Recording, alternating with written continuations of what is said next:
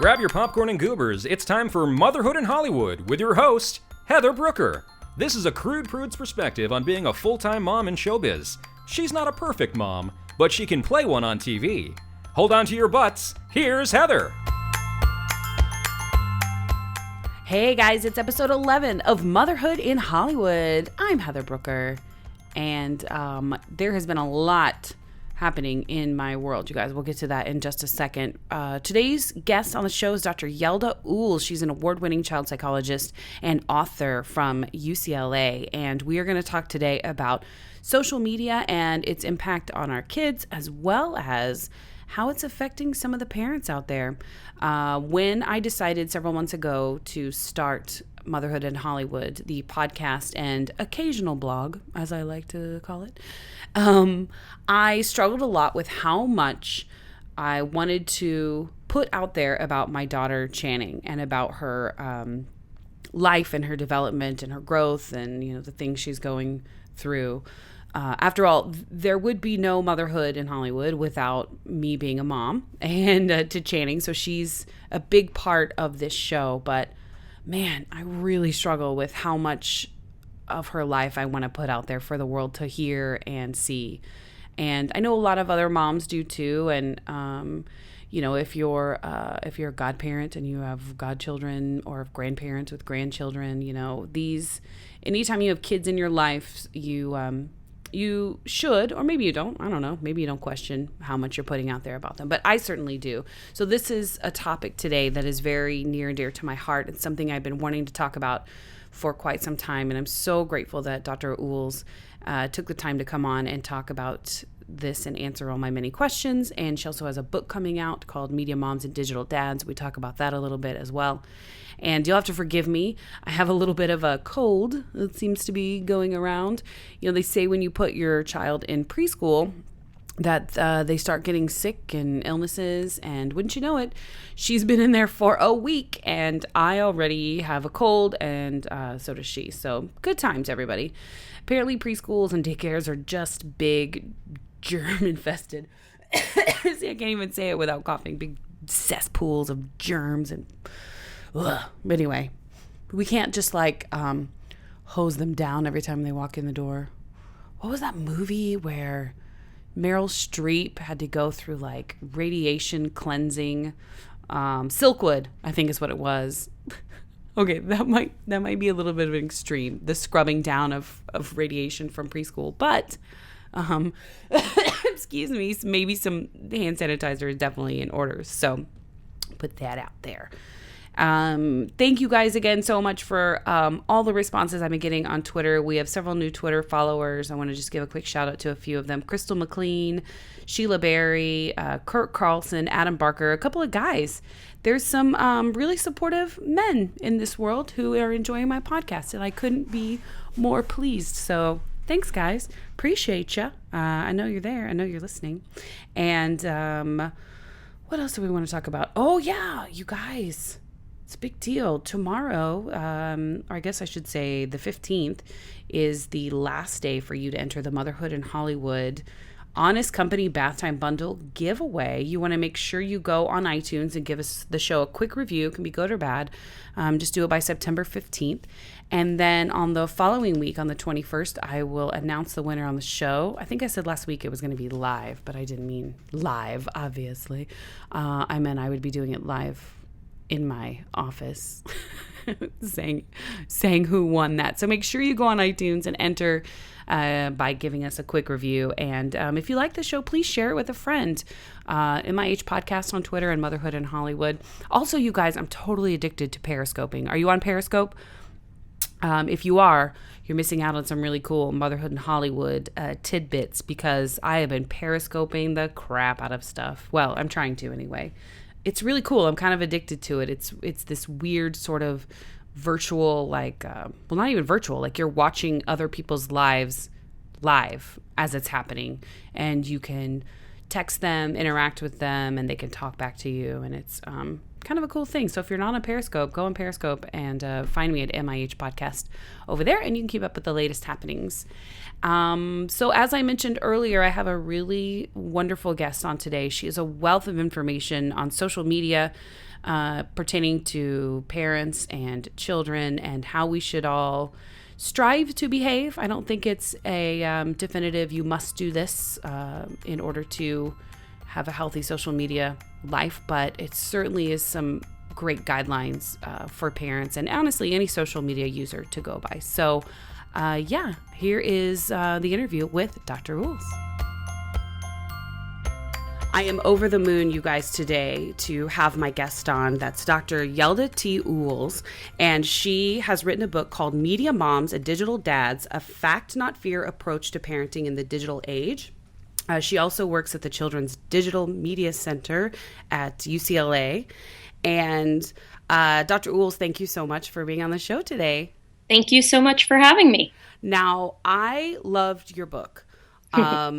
Part of the reason why I reached out to you and I wanted to talk to you about this is because I started this podcast and this blog a few months ago, sort of a blog.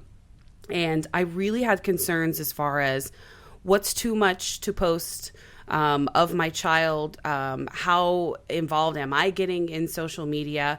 And your book completely just answered a lot of those questions for me. So now I want to take that information and share it with everybody who's listening. So first of all, tell me a little bit about your work at UCLA and why you decided to write this book.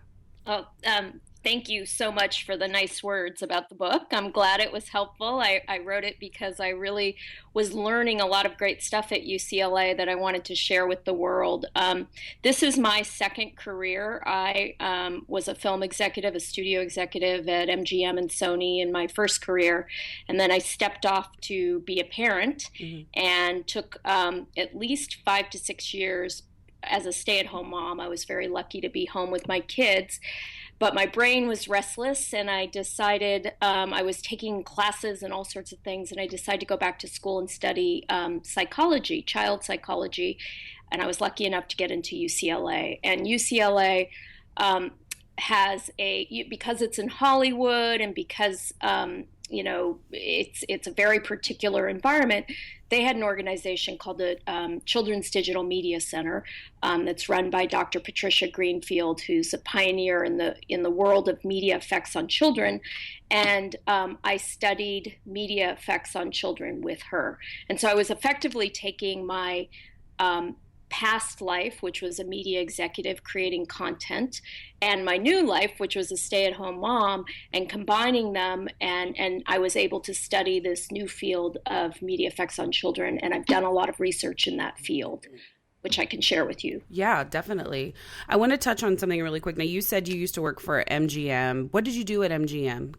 My last job there was Senior Vice President of Development and Production, which for those people who don't know the film business, it's basically working with writers and directors to create movies and television. That's amazing. And that's how I met my husband, who is a screenwriter. I was his boss. Oh, as it should be. Exactly. At home, too. Exactly. I love that. Because I know there's a lot of moms who listen to my show. And honestly, there's a lot of non-parents, too, actors who are listening, who are curious about that transition from being a mom, being a working mom in this industry to then kind of like taking a step back and focusing on being a parent for a while. That can be a really tough thing to do. And you left this rather high profile position at MGM, and you said after being home for 5 or 6 years, you got a little restless. I can totally relate to that. I know if you feel guilty saying that because it's like, your children are your everything and they should be your number one priority, but there is a little bit of restlessness there. So what made you decide on child psychology? That's such a specific field. I took a long time, and when I look back and when I talk to my friends, and I have a lot of friends who are in that position as well, used to be executives with me that stepped off and are trying to figure out what they're going to do. It looks like I knew exactly what I was doing, but I really didn't. I took a lot of time. I tried screenwriting, I tried web design, I tried writing fiction, and then I went back and thought about what did I really enjoy that I never pursued, and psychology was something I was really interested in. And I took baby steps. First, I took an online course, then I took classes at a local community college.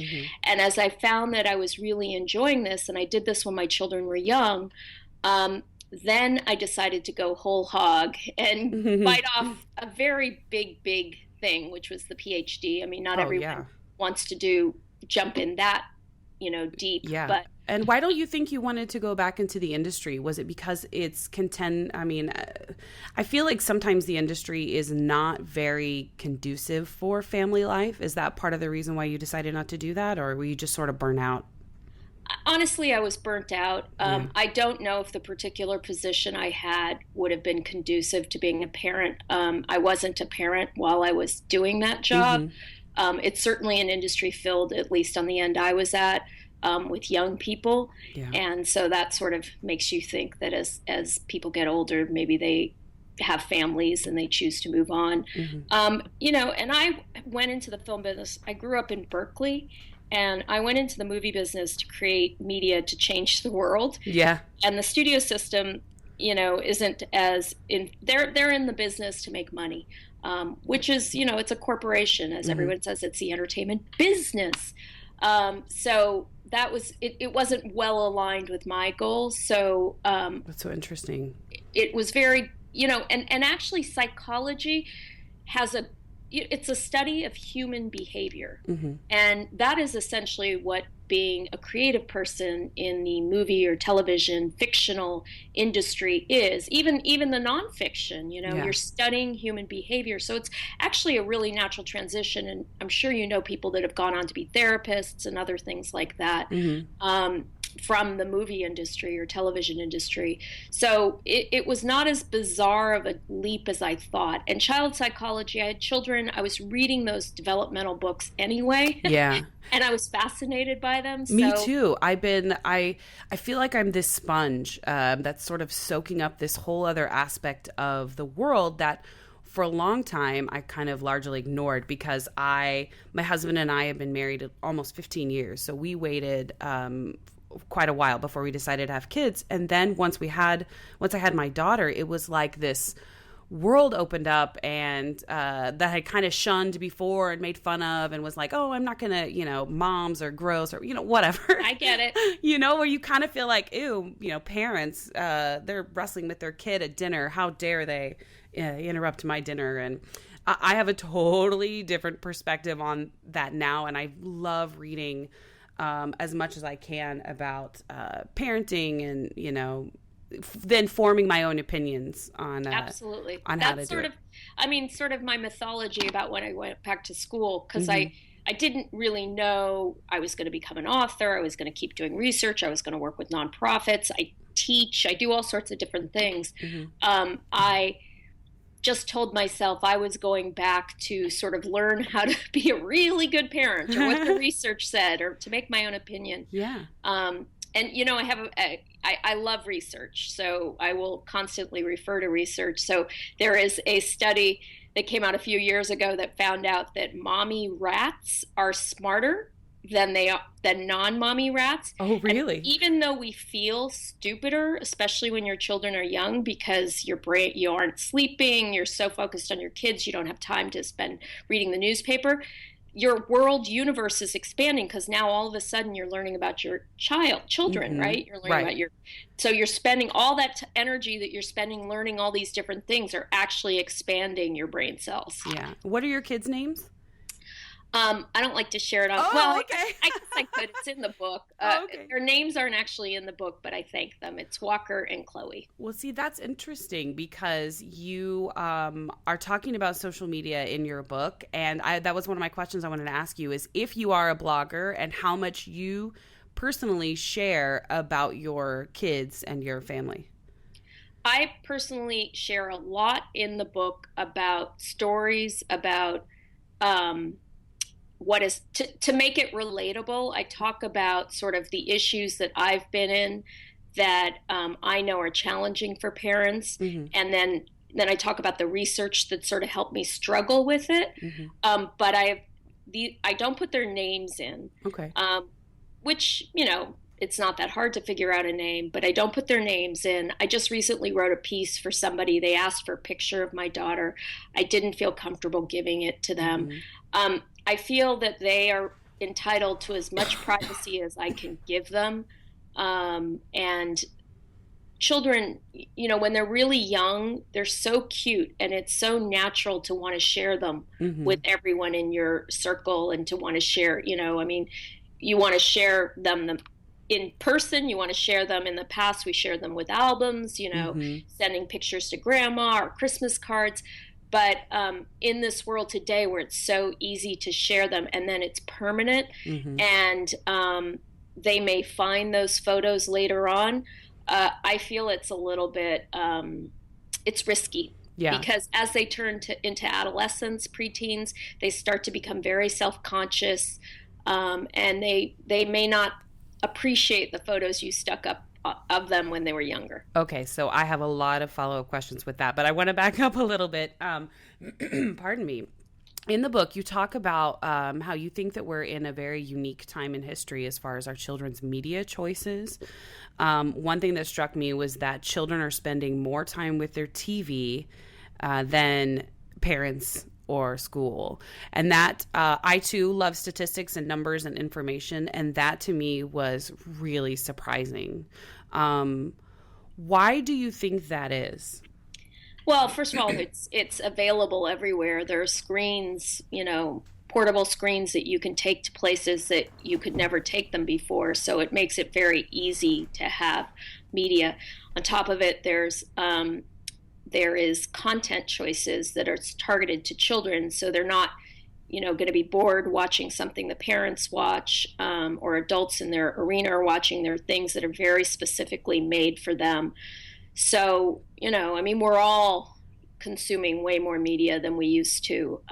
It's just the world we are in today. And that has an effect on the kids socially, emotionally. You talk about the cultural norms, the social and cultural norms. That's now where they're learning the types of behaviors that when we were growing up, we would learn outside playing with our friends or interactions at school. Now you're saying that they're learning these types of things from their TV shows or tablets. Do you think that, what was the thing you said? 78% of very young kids use tablets or smartphones. That's incredible to me.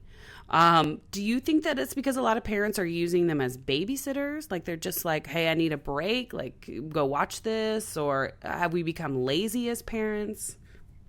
We used to put them in front of the TV or hand them a toy or hand them a book. This is just such an easy, intuitive thing for them to play with that we do use it as a distractor. The 78% statistic is not that it's that they're in their households and they've been exposed to it, and as you saw probably that it jumped quite a bit from 2011 to 2013. So it doesn't mean that every kid is touching one of these things. 78% of the kids are touching these things every day. It just means it's in their environment, and it wasn't before. So, and it doesn't mean that they own them. The household has it. So I know a lot of parents just think that that there's nothing wrong with it. Like they think it's totally fine because it makes them happy. It keeps the kid quiet. It gives the parents a break, and they don't see anything wrong with it at all. And I know that kind of leads me into what the APA is recommending: no screen time until 2. Or under 2, I should say. Is that a realistic goal? Because it seems like every household has the TV on at all times. And yeah, background TV is something that there's been a lot of research on, and it is not. Children absorb way more than we think they do, and it can distract them from learning from their environment. So background TV is not a great thing to have on. But having a little bit of screen time under 2 is completely fine, even up to an hour a day. In fact, children won't really pay that much attention to it when they're very young. There's so many other things that are interesting to them that they want to learn from, that they are wired to learn from. They're wired to learn more from walking around, following you around the house than from sitting in front of a video screen, because they don't understand that that video screen means anything about the real world. It takes a while for that understanding to blossom. So, a little, A little is okay. especially a little is okay. And especially if you have two kids, it's going to be impossible not to have the I know. television on. And frankly, honestly, I personally feel if you're out to dinner and, spend 10 or 15 minutes without giving them the device, try to teach them to sit and, as much as you can, but then let the adults have a few minutes of conversation. There's nothing wrong with handing them something that's going to, allow you to have a conversation. And, they're not going to be able, you can't interact with your children every minute of every day. You Yeah. really cannot. I think that's a big lesson to learn too. That's something that I had to come to terms with, and I think a lot of my mommy friends are still coming to terms with. It's you feel guilty Yep. if you're not constantly there giving them fun, creative things to do. If you're not the Pinterest mom who's got arts and crafts, lined up, ready to go.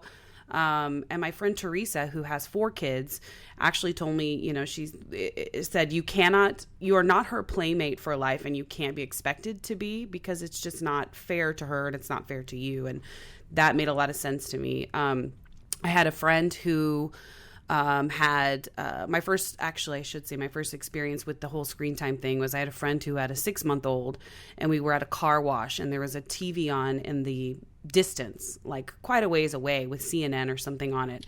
And she freaked out and was like, we have to leave immediately because he's not allowed to have screen time until he's 2, and it could give him ADHD. And I was just like, what are you talking about? He's like drooling on himself. He's not watching TV. So I just feel like sometimes it gets taken to the extreme. So it's a huge relief for me to hear and read in your book that is a little bit is okay, as long as we don't everything in moderation, I suppose. Yeah, I mean, I think if there are experiences that the child is going to be fine, is not going to scream and have a tantrum, is going to, like in the stroller, they've created these strollers where you can put an iPad in. Yeah, I've seen those. That I think is dangerous because they're going to be fine. Most kids are fine when you're strolling them. They're interested in looking around and staring at people or taking a nap or looking at the light. They need to learn those things. Those are the things they need to learn when they're very young. They're not going to learn from that screen. And so in those instances, or that, the baby bouncy, like where you put the iPad and the kid's strapped into the bouncy right, chair. and they have nowhere to look but that screen. I do not recommend those at all. I mean, those are instances where the child should be able to be entertained by themselves or their environment, and they need to learn from their environment.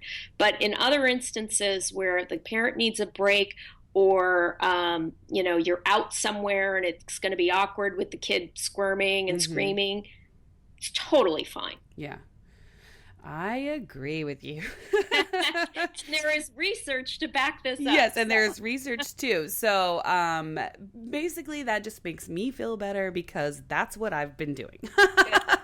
That is my validation.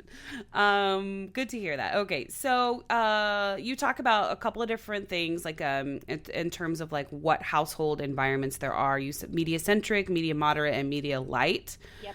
What are the differences between those 3, and should we be striving to be one or the other? No, the point of that was, and that came from research out of Northwestern, was that there are all different kinds of households. And frankly, the media light, which was the parents that watch under or use under 2 hours of media a day, that's a very small percentage of America. Yeah. This was a nationwide sample, and a lot of you feel like nobody else is consuming media, and yet only 18% or 17% of families with kids under 8 purport to be media light parents. So the reality is most people consume way more than we assume. And the point of that was really that your kids are going to end up being like you. I mean, they're going to end up, my family, my husband's a screenwriter. I love movies. I was in the film business. I watched them all the time. We we are into media, and our children are too. I mean, I am a media lover. When media is good, I think there's nothing like it. Yeah. So I think that it can teach some amazing things. And so the point is, if you are one of the people that use media a lot, your children will probably use media a lot. Yeah, we do. If you're medium, they will be medium. If you're light, they'll be light. And so look to yourself and your own. Don't tell your kids, do what I say, not as I do. Because they're going to do what you do. Exactly. And in fact, they learn that way. Our brains are wired to learn that way. So you also talk about this part called perceptual narrowing. I used to do this thing with my daughter when she was born. I always just joked around and I called it faces time. And when she was little, I would hold her in my arms and a few times throughout the day, and I would just make faces at her, like different, smiling and frowning and, grinning and all different kinds of faces. And she loved it. She seemed to really enjoy it. And then when I read perceptual narrowing, I was like, I think that's maybe what I did, but it maybe I just had a much less smart name for it. Yeah, it's a confusing name. It's a very scientific name. Yeah. We just called it faces time. But that's important because kids learn a lot. You say in the book how much they learn from just watching mom and dad, watching your faces, watching things in their environment, as opposed to watching something on a screen or a tablet or TV or anything like that. Absolutely. They have to look at faces. And what you were doing was teaching her about nonverbal cues, which are cues without talking, basically. And when kids are young, that's what they're really learning. Besides the motor skills of walking and moving their bodies and all those things, they're also learning about, what the environment is telling them about whether the environment is safe and friendly. And part of that is looking at faces. And is the face angry? Is the face happy? I did a study where I looked at kids' ability to learn nonverbal cues. And since then, I look at babies all the time, and they stare at you. Yeah. And they're staring at you to learn about your face. They really are. They are so good at grabbing your eyes and looking at you. And it's because they are absorbing this information that is necessary for their survival. I was going to say, isn't that sort of where they pick up on their instinct of good and bad and, yes. Anybody who's going to cause harm and that sort of thing? Absolutely. I mean, there are these really sad orphans in Romania where there's been a lot of research on those orphans, and there's not enough adults to take care of them, and they lie on their back, and there's not enough face time. And those kids develop abnormally because they do not have the ability to look at faces and learn from them. And there's a certain point, that's why, there's a certain point where that ability to learn, you sort of focus on whatever is in your environment. And those first 10 months, what is in your environment, that's what perceptual narrowing means. You sort of decide, this is what's important for me to learn, and now I'm going to build on that. Okay. And so in those first 10 months, if you're not seeing anything like those Romanian babies, you stop being able to learn in the same way a typically developing kid does. And that can lead to social problems in the future? Absolutely. And learning problems as well? Absolutely. That's so fascinating to me. And how heartbreaking for those babies. Oh, it's so heartbreaking, those kids. It really is. You also have a really great chapter where you talk about parents using their phone too much. Yeah. I actually went to the blog that you listed parents on phones just to make sure I wasn't on it. Because I am so bad about that, especially after starting this show. The need for social media interaction and like tweeting and Instagram, Pinterest, Facebooking, all of it. I'm also periscoping now. Right before our interview, I periscoped that we were going to do an interview and reached out to the audience to see if anybody had any questions for us. So I just feel a lot of pressure to be on social media. Now, of course, it's dual for me because I'm also an actor. And there's a need for actors, especially now, to have a social presence and to be quippy and funny and smart on Twitter and social media. So they gain all these followers, and then they look more attractive to, like you said, the business side of things. Good news, I was not on Parents on Phone. I was not on the blog. It makes me wonder, though, if parents are truly distracted from their kids, or if they're just trying to multitask, and they're working. Is there an answer to this problem? Because it is a problem for sure. Yeah, it's a double-edged sword. I mean, I remember one time being very judgy and seeing this family, mom and dad, at a bus stop. The kid was in between them, and they were both looking at their phones. And we were in San Francisco traveling, and I was like, oh, those parents. And then I thought, well, what if they're able to be with the kid on a vacation out in the middle of the day because they have the phone? Because of it, and they're working. So what's better? So I would say that it is fine to multitask. I do the same thing, but then just make it really clear that when you're with your child, you're with your child, and it doesn't have to be 24/7, whatever it is. If it's, you're taking them playground, 10 minutes hanging out with them, and then they're going to run around and go on your phone, Mm-hmm. I mean, it's totally fine. I think that you just have to make them understand it's not appropriate to always be on your phone. I know. I knew I was in trouble the other day, and this is so bad. I'm about to admit this. I was getting in my car, and I had my daughter Channing in the back seat, in her car seat. And before I started the car, she goes, "Mama, need phone?" And I went, no. And I realized it's because she sees me using the phone while I'm in the car and while I'm driving. And I was like, oh my God, that's horrible. So now I try to tuck it away and make sure it's not visible, because I definitely do not want her growing up thinking it's okay to be on your phone while you're driving, or on your phone that much. I'm struggling with trying to find the healthy line between launching my business and my podcast and my show, and trying to create this brand for myself, but also not constantly be on my phone, Yeah. And it's a hard. struggle. It's a struggle for everyone, but you have to find times that you can delineate that are just about your family, that are not about distractions with the work or the phone. Mm-hmm.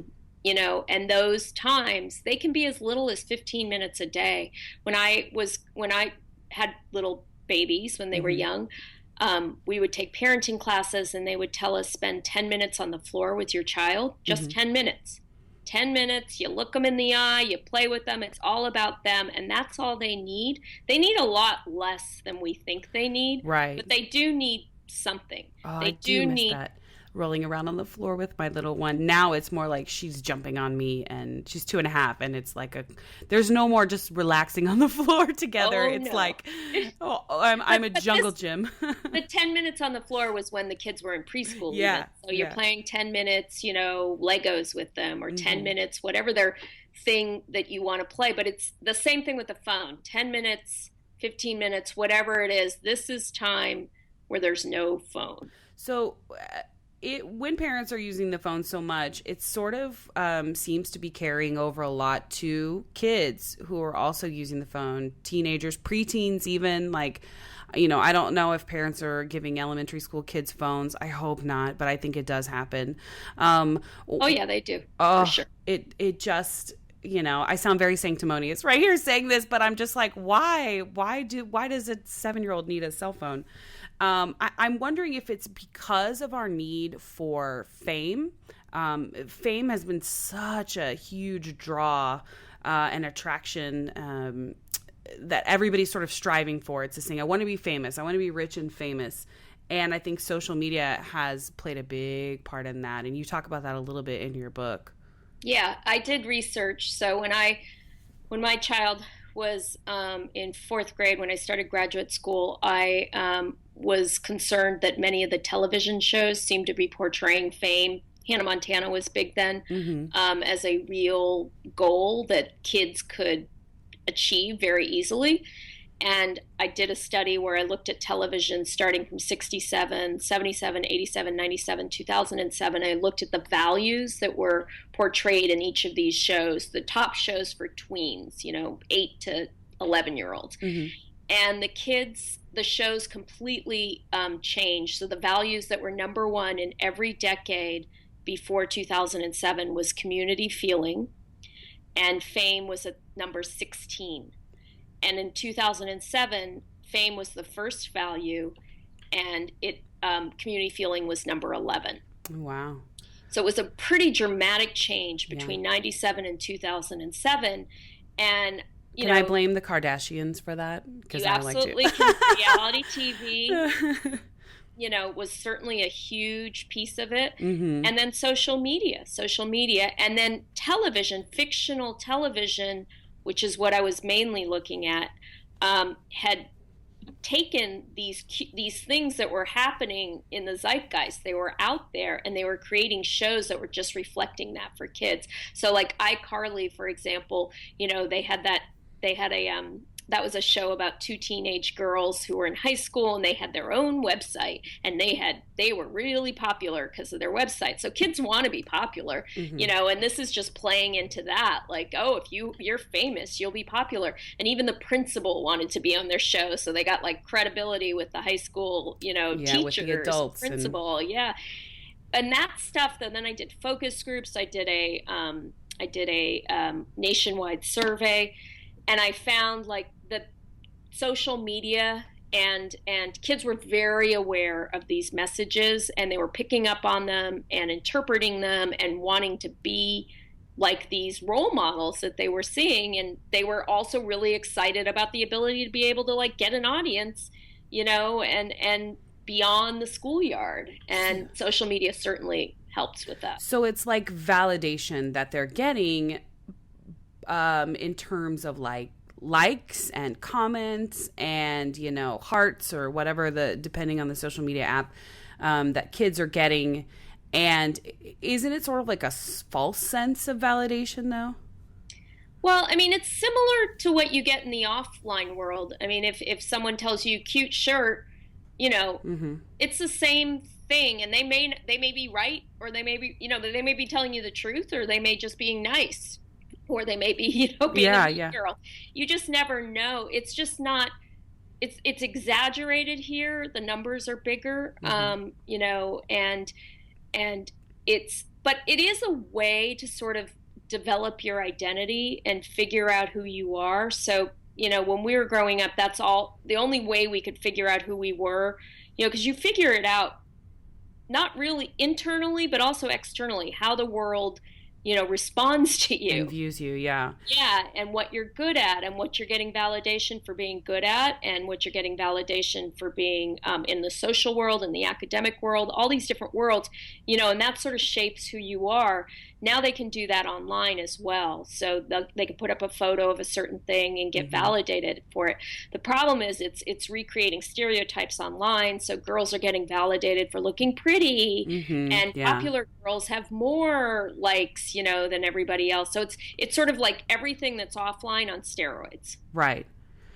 I can't imagine me trying to be a teenager right now and having to find my identity online or in a social media setting. I feel like it would be largely false, probably, because you want to project a certain image, and that's something I worry about, as my daughter gets older. Like, how much do I want her to be involved in social media? Do I want to just put my head in the sand and say not at all and be like, nope, you're going to do sports and dance and not even worry about all this online stuff.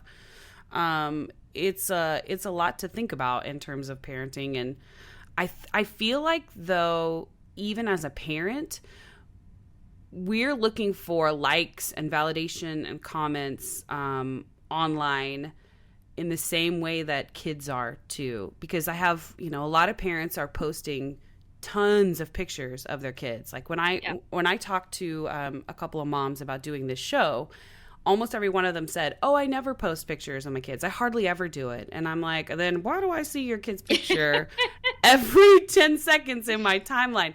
I think there's a big disconnect between what parents think they're doing and what they're actually doing in posting so much on social media. And I'm curious to know if that helps. I think it is validating, I'm sure, as a parent to be like, oh, I got, 300 likes on this picture, my kid's first day of school picture. And is this because we need that validation in parenting? Is that why so many parents, do you think, are posting so much? We need that validation in everything. Yeah. I mean, it is human to want validation. And it activates. There's been some studies, I think I talk about it in the book, where it activates the reward system, which, is a system that is activated for any pleasurable activity. So you're getting that slight sort of reward system, feeling when you post something and you get likes. So it's totally natural to want it. The question is, do you want to trade it on your child? Right. And try to think about, project into 10 years into the future. What will your child think about when this picture is posted and they find it?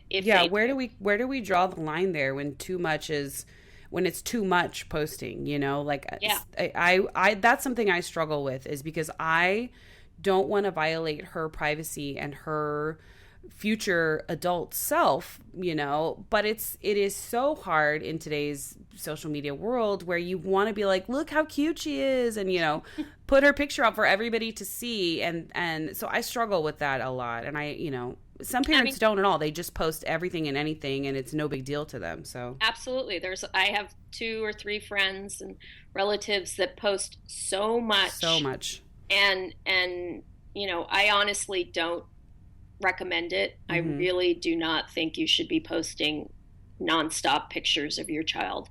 I think you really should think about it. They're going to notice it. Then they're going to want to do it themselves. And then you're going to deal with, when they have the ability to post themselves, them seeing and having learned from you that it was okay as well. And you don't want them to post pictures of themselves all the time. Right. So, especially, as they're figuring out what's appropriate and not appropriate. So I struggle. I don't obviously say anything, but I think you really need to think about each and every picture. And it's completely natural to want to share pictures, and maybe you do it on a little email chain with 3 or 4 family members, or you create a closed group for the people that you want to share every little moment with, grandma or relatives, or very close friends. But when you're making it public, I think you have to think about it. Now, there is 4.2, I think I read this statistic, 4.2 million mommy bloggers in the U.S. alone. That's not even like around the world. Moms who use their kids basically as the jumping off point for their writings, for their blogging, for their, new businesses, whatever it might be.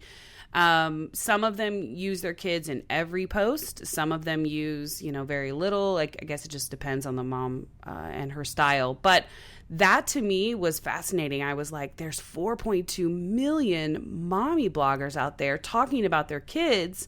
There's one blog in particular called Asshole Parents. It's a very popular hashtag. If you look for it on Instagram, there's a Tumblr page. And basically it's parents showing their kids like having a tantrum or being a jerk, not being very nice. Like I made her fresh baked cookies because I'm an asshole parent, and it's her like throwing a fit or for whatever reason. So when I see that, at first it's like, oh, that's funny. But then it's like, oh, how sad. Your 4-year-old is clearly having a moment and you just put it on the internet for everybody to see. What happens when she's 14 and the mean girls in high school find that picture and make fun of her? Like, does that happen? Where do we draw the line at their privacy? Yeah, exactly. I mean, Daniel, the dentist kid, that's the #1 YouTube video where the kid, or no, that's Charlie Bit My Finger, which is another one. And then they have the Daniel one where he's on Novocaine. So, I mean, both those kids they're all in puberty. They may have made some money. Their parents may have made some money off of these things. And there's also the kids that open toys on YouTube channels. Right. And they're disappointed with what they got or whatever. Yeah.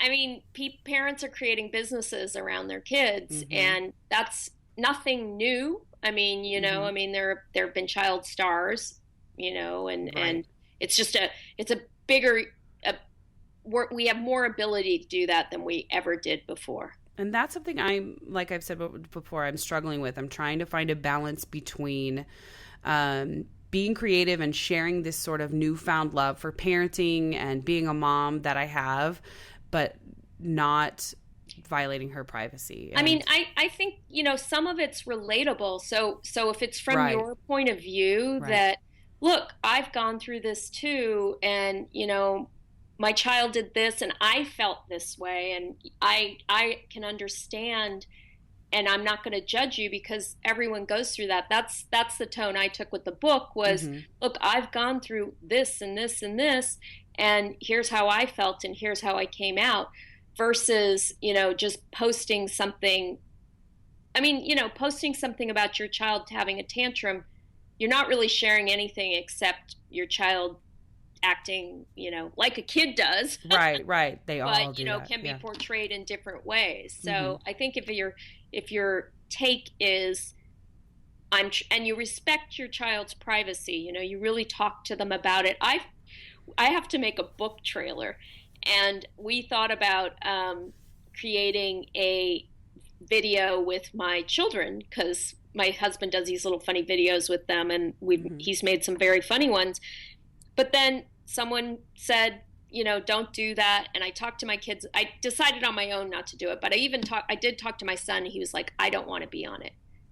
So and they're old enough now to say that. If they were little and I had just gone ahead, that's the kind of thing that's out there. What if kids are saying, oh yeah, mommy, I do want to be on it? Like, because I've read there are some kids who are like, how many likes did I get on your post?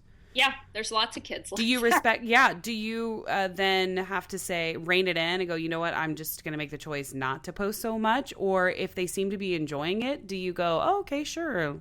No harm, no foul kind of thing. I talk about this in the book. There is a movie called Men, Women, and Children that Jason Reitman wrote that critics hated it. I know so many people that hated it. It is quite dark. And it has some worst case scenarios of what can happen with the internet. It was certainly not perfect. However, I felt it was completely accurate in some of the struggles that parents have.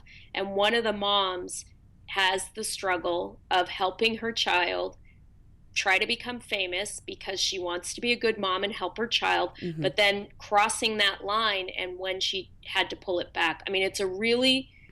How interesting. If you haven't thought about it and you haven't gone through it, you may not relate to it, and you may feel that it's over the top. Not applicable or, yeah. But I believe that many of the scenarios in that movie are so true to parenting and some of the struggles. They heighten it just like any, and some of it is, really sort of an extreme thing, but it certainly reflects struggles that I see parents going through. And one of them is, what do you do when your child seems to be the one driving this? Right. I have as an actor, I have a lot of friends who have babies, and quite a few of them have just recently had kids, and they're already like taking them to commercial auditions and like getting them agents and headshots, and people ask me all the time if I want to do that for my daughter. And my answer is usually, I can barely get myself to an audition some days. I can't imagine trying to also get her to an audition and get her headshots and all of that stuff. So that's not really something I want to do right now. But down the road, if she's older, if it's something she expresses interest in, I will, help her in that way. But it would be with hesitation.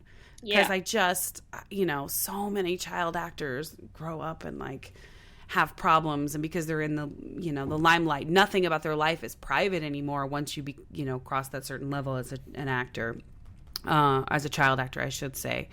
And I love what you're saying about privacy and, drawing the line somewhere in posting pictures of your kids. Like I have several friends who post, naked pictures of their kids topless, sonograms, lots of sonogram pictures. My goodness.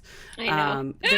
It's crazy to me. It's like, wow, they haven't even come out yet and they're already all over social media, It's like true. give them a shot. There's a group called Mommy to Mommy. I don't know if you've heard of this group on Facebook. I have, yeah. Oh, Lord. This group is something I love and I hate because so many personal details are shared on this about women's struggles with their spouses. There's pictures of their kids' poops and weird rashes and stuff. And it's like, you guys, this is permanent.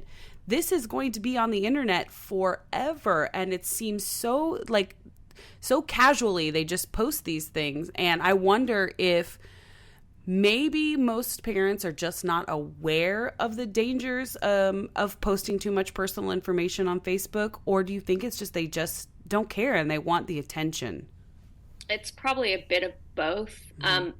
But taking it from they aren't aware, one story you can share is that one woman stuck her kid taking a poop on the internet, and she found it a few years later on a porn site. No. Yeah. Oh my God, that gives me chills. That's so gross. See, and that's what I say is I'm like, why would you even, my friend Natalie and I were talking about this the other day, and I made a comment about how I was excited about interviewing you because I wanted to ask you about, parents posting topless pictures of their kids and things like that.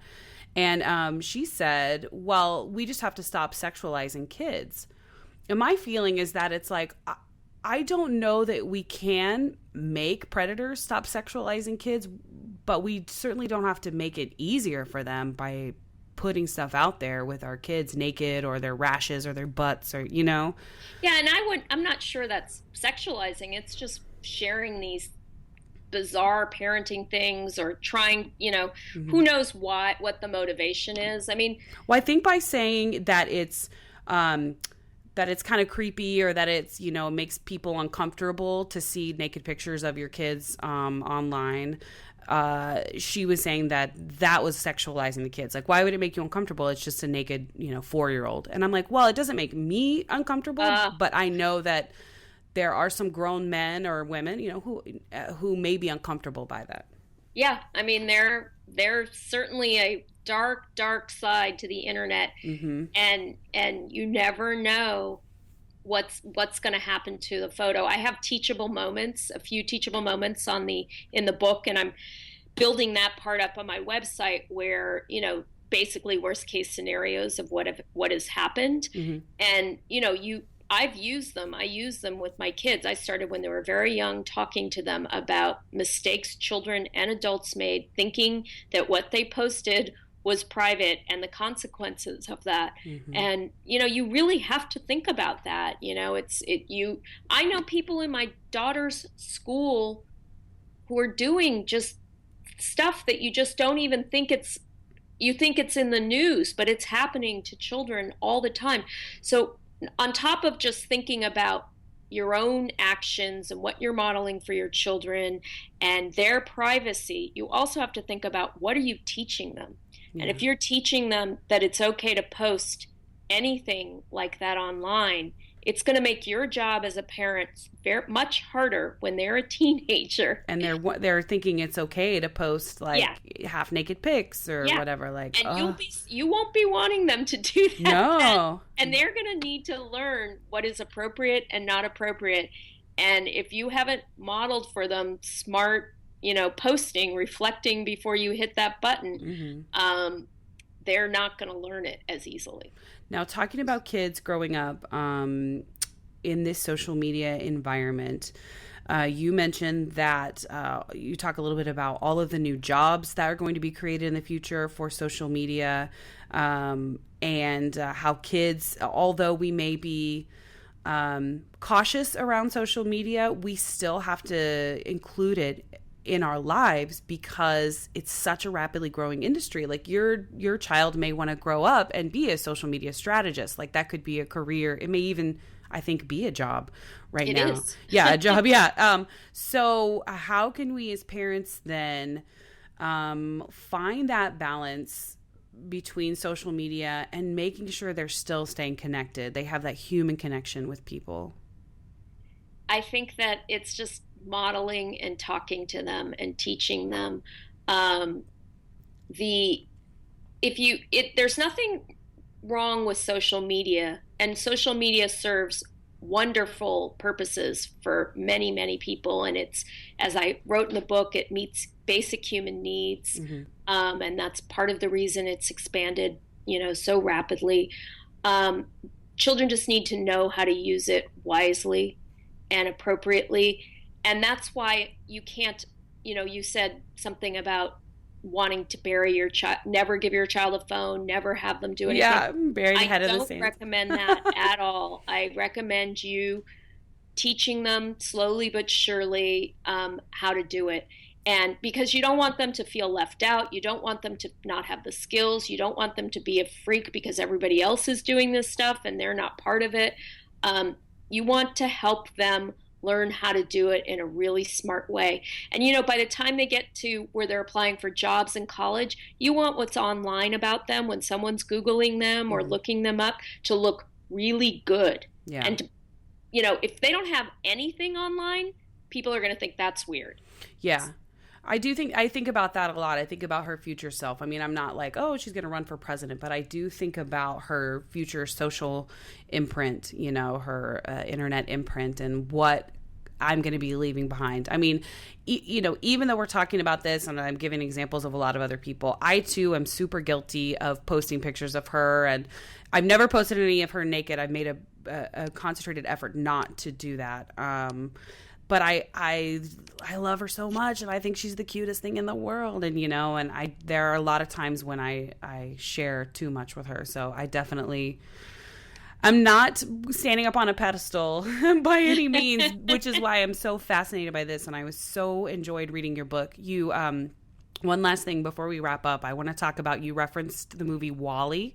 Yeah. I do that all the time. I'm like, you guys, we are moments away from being just like the people in WALL-E, because everybody is in front of their tablets. Nobody's talking anymore. I can't tell you the last time one of my friends actually picked up the phone to call me and talk to me on the phone. It's always text. It's always Facebook messages or via Twitter or something. And I kind of miss that. I don't know if maybe that's because I'm old fashioned, but I miss that. And I so see our future being like WALL-E. I know. I worry about it all the time. Plus, going around in a little circle, never moving your body. I know. We just become these gelatinous blobs Yeah. on a hoverboard or something. Hopefully that will not happen. But then we've got creative people and filmmakers to show us the worst case scenario, or to talk to us about this stuff, and hopefully the children will internalize it. I mean, they're already getting kids are getting some social norms around this stuff. So, I have hope in humanity. And I love that you do. And that totally comes across in your book. And I'm so glad you came on the show today, because with your history in the industry, being an executive at MGM and crossing over into psychology and studying social media with children, I think it's fascinating.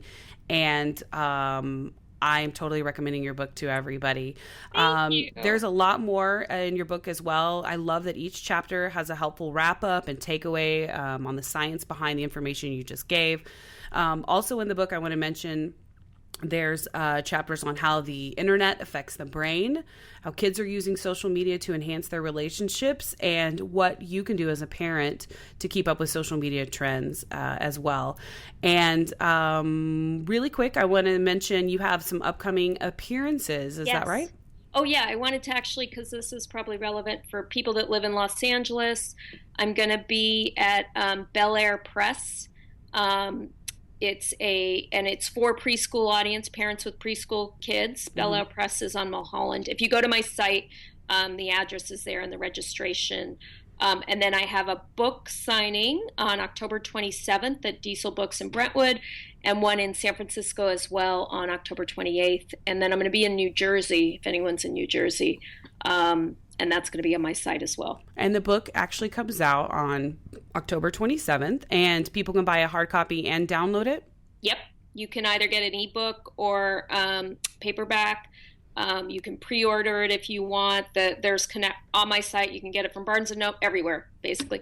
Bookstores near you. Bookstores near you. Hopefully yes. one day in the airport. No. Yeah, I know. The ultimate author's dream is to be the book at the bookstore in the airport. And real quick, what is your website where people can find you? Yalda T Uhls, YALDATUHLS.com. Or you can do In the Digital Age, it points there, and even the name of the book, Media Moms and Digital Dads.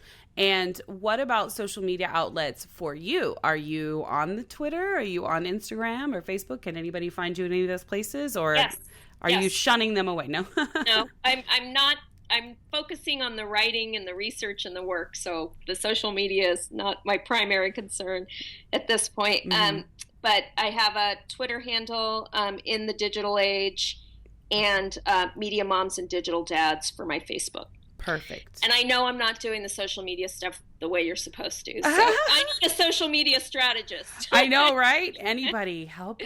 Because it's like I want to do it and do it well, but who has time? Who has time for that? Exactly. I mean, another author was like, what do you do? I can't do it. And I said, you know what? Just focus on the work, because that's ultimately what will get you wherever you want to go. You got to do the work. And people will find you somehow in some way and connect with you for sure.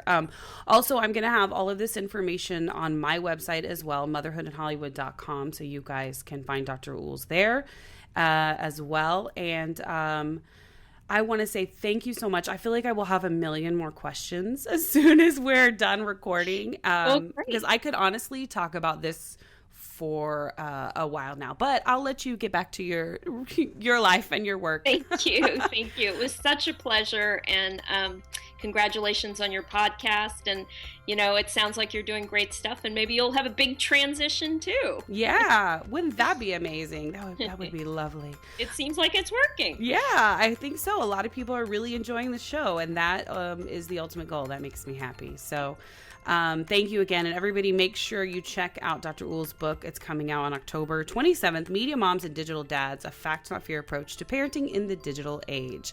And thanks so much for listening, everybody. We'll see you next week on Motherhood in Hollywood. Bye. Mama, funny. Balls.